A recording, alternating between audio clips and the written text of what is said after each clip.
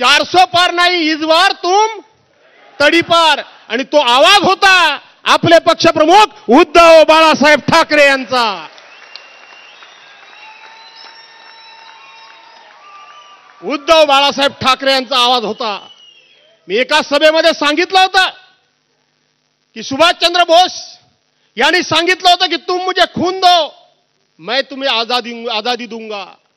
छत्रपती शिवाजी महाराजांनी सांगितलं होतं या महाराष्ट्रामध्ये हे स्वराज्य हिंदवी स्वराज्य स्थापन करणं ही तर श्रींची इच्छा आहे असं त्यांनी सांगितलं होतं. लोकमान्य टिळकांनी इंग्रजांना ठणकावून सांगितलं होतं. सावरकरांनी सांगितलं होतं. त्या काळामध्ये आठ ज्याला तिथं गवालिया टँकवर महात्मा गांधींनी सांगितलं होतं डू ऑर डाय. एखाद्या माणसाच्या तोंडून एखादं वाक्य सहज निघून जातं पण तो एक मंत्र ठरतो, तो लढण्याची एक ऊर्जा ठरते. त्याच पद्धतीनं इस बार 400 पार नाही तर तुम तडी पार हा देशामध्ये एक मंत्र घुमला, एक आवाज घुमला आणि त्या पक्षप्रमुखांनी संपूर्ण महाराष्ट्र ढवळून काढला.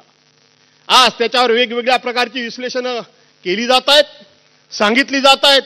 कोण कोणाचा स्ट्राईक रेट सांगतोय, स्ट्राईक रेट सांगतायत.